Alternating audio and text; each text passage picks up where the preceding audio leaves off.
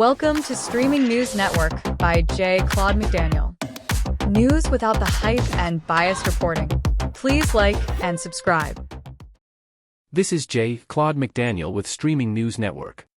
Early results from Los Angeles' mayoral election indicate that incumbent Mayor Karen Bass is headed to a runoff election this November, marking a rare challenge for a sitting mayor in the city.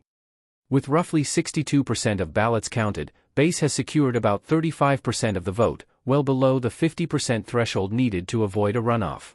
The remaining votes have largely gone to her leading challengers, signaling voter dissatisfaction among a significant portion of the electorate. Political observers note that incumbent Los Angeles mayors seldom face runoff elections. Historical records show that only a handful of sitting mayors have been forced into a second round of voting during re-election campaigns. In fact, no Los Angeles mayor has entered a re-election runoff and gone on to win since 1969. The final runoff matchup remains uncertain as vote counting continues. One possibility is a contest between Bass and challenger Spencer Pratt. Another scenario could see Councilmember Nithya Raman advance to face the incumbent mayor. Election officials expect the vote counting process to continue for several more weeks before certified results are announced. Voters will then make their final decision in the November runoff election. This is Claude McDaniel for Streaming News Network. The United States Supreme Court has ruled in favor of a group of Maryland parents who challenged a school district's decision to end opt-out provisions for lessons involving storybooks that feature LGBTQ characters and themes. In a 6-3 decision, the court found that schools cannot require children to participate in lessons that conflict with their parents' sincerely held religious beliefs. Writing for the majority, Justice Samuel Alito said parents have a long-standing constitutional right to direct the religious upbringing of their children and that government policies cannot substantially interfere with that right. Joining Alito in the majority were Justices Clarence Thomas, Neil Gorsuch, Amy Coney Barrett, Brett Kavanaugh, and Chief Justice John Roberts. President Donald Trump praised the ruling, calling it a major victory for parents and parental rights in education. The decision comes amid ongoing national debates over how schools address LGBTQ-related topics in classrooms and libraries. Supporters of the ruling say it strengthens religious freedom protections, while critics argue it could lead to broader challenges to school curricula and discussions involving LGBTQ issues. In dissent, Justice Sonia Sotomayor warned that the impact of the decision could be felt for generations. Justices Elena Kagan and Ketanji Brown Jackson joined her dissent. This is Claude McDaniel for Streaming News Network. Newly released Federal Bureau of Investigation documents are shedding additional light on the attempted assassination of President Donald Trump during a campaign rally in Butler, Pennsylvania, on July 13, 2024. The documents were made public following a Freedom of Information Act lawsuit filed by the organization Judicial Watch. According to the released records, gunman Thomas Matthew Crooks exchanged 2 emails with a deputy from the Butler County Sheriff's Office before the attack. The heavily redacted documents indicate that the deputy located only 2 email communications from Crooks and reported having no personal interaction with him. The content of those emails remains undisclosed. Additional records reveal that a first responder told investigators she witnessed a SWAT officer recover both a cell phone and what was described as a remote device from Crooks after he was fatally shot by law enforcement. According to the report, the device was gray in color and featured numerical buttons and an antenna. The documents do not specify its purpose. The same first responder also recalled being informed of a canine alert involving the building beneath the rooftop from which Crooks allegedly opened fire.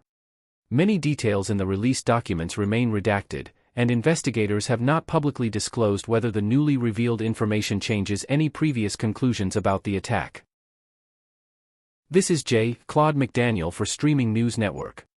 A former North Carolina police lieutenant has pleaded guilty to second-degree murder in the fatal shooting of a motorcyclist following a pursuit in Catawba County last year.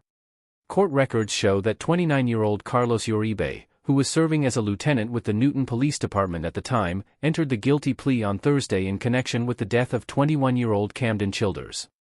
Uribe had originally been charged with first-degree murder.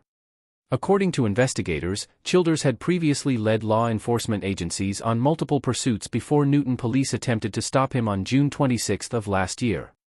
Authorities say the chase ended in a cul-de-sac in Conover, where Childers was unable to escape.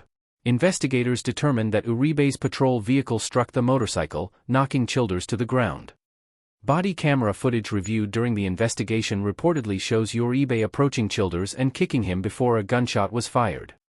Prosecutors say video evidence does not support claims that Childers possessed a weapon or attempted to take an officer's firearm.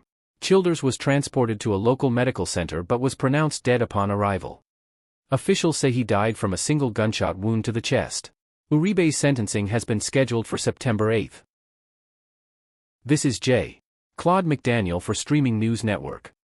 Authorities in North Carolina have recovered the body of a kayaker who disappeared more than 3 weeks ago in Roanoke Rapids Lake, bringing an extensive search effort to a close.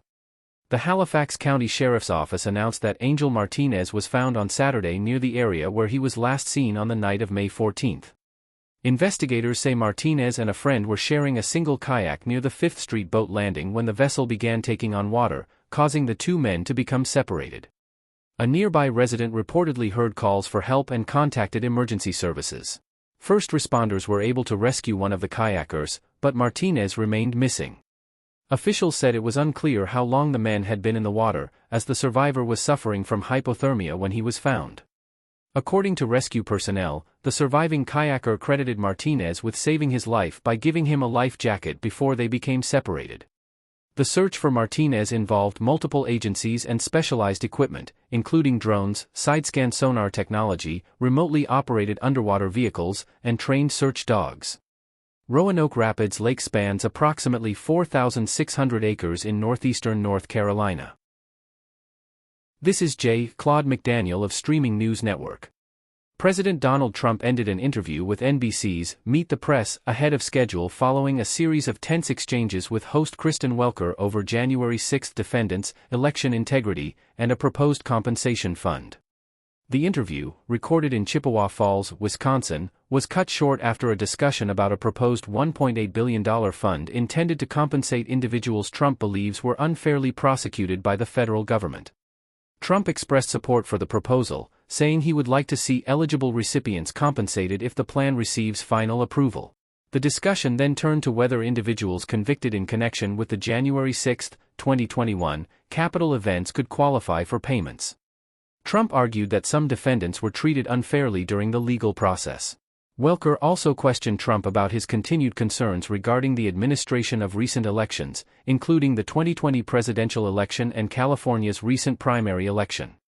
Trump cited extended ballot counting periods as a source of concern, while Welker noted that election officials and previous reviews have found no evidence that those elections were improperly conducted, reusing the same words that Leslie Stahl did previously. As the exchange became increasingly contentious, Trump criticized media coverage and ultimately ended the interview, saying he had heard enough before removing his microphone and departing. Speaking later at a farmers' roundtable event, Trump joked that rainy weather during the interview may have contributed to his frustration. This is J. Claude McDaniel with Streaming News Network. The Department of Justice has announced a series of denaturalization actions targeting more than a dozen naturalized U.S. citizens accused of concealing criminal histories during the immigration and citizenship process. According to federal officials, the cases involve individuals originally from several countries, including Somalia, Haiti, Colombia, Mexico, Cuba, and Jamaica. Authorities allege the individuals failed to disclose information about past criminal conduct that would have affected their eligibility for U.S. citizenship. Under federal law, citizenship obtained through fraud, concealment of material facts, or willful misrepresentation may be revoked through court proceedings. Acting Attorney General Todd Blanche said the administration is pursuing a zero-tolerance approach toward individuals who allegedly abuse the naturalization process. Federal officials say the cases involve allegations ranging from drug trafficking and fraud to sexual offenses. Homeland Security Secretary Markwayne Mullin stated that U.S. citizenship is a privilege that must be obtained honestly and said the Department of Homeland Security will continue using legal avenues to identify and remove individuals found to have secured citizenship through fraudulent means. The denaturalization actions are expected to proceed through the federal court system, where the allegations will be reviewed and adjudicated. This is J. Claude McDaniel with Streaming News Network. A heated exchange on the floor of the U.S. House of Representatives temporarily halted debate on a war powers resolution concerning U.S. involvement in the Middle East.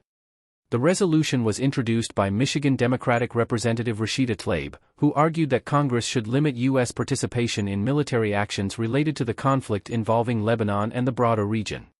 During debate, Ohio Republican Representative Max Miller sharply criticized Tlaib, accusing her of supporting terrorist organizations and questioning her positions on Middle East policy. Tlaib immediately objected to the remarks, leading to a loud exchange across the House chamber.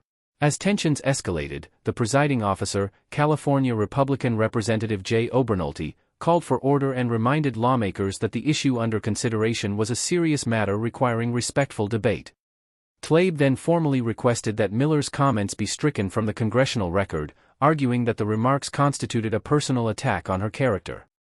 The parliamentary move, known in the House as having words taken down, automatically paused debate while House leaders considered the objection and determined how to proceed under chamber rules. The incident underscored the deep divisions in Congress over U.S. policy in the Middle East and the increasingly heated rhetoric surrounding the issue. This is Claude McDaniel with Streaming News Network. Authorities in Newark, New Jersey, made additional arrests over the weekend as protests continued outside Delaney Hall, an immigration detention facility that has been the focus of demonstrations for several weeks.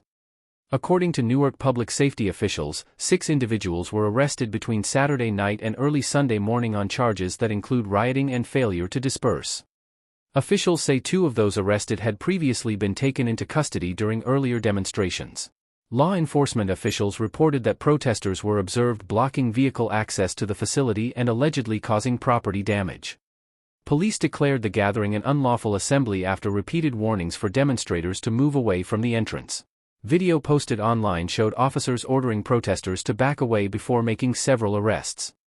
During the confrontation, at least 1 demonstrator fell while officers moved in to detain individuals. No serious injuries were immediately reported. Public Safety Director Emmanuel Miranda said blocking access to the facility created a public safety risk for officers, staff, detainees, and members of the public. Officials also reported that 1 suspect is accused of throwing a heavy object through the windshield of a privately owned vehicle belonging to a worker at the facility during an earlier incident. The investigation remains ongoing. Thank you for listening to Streaming News Network videos and shorts. Please like and subscribe to our news channel.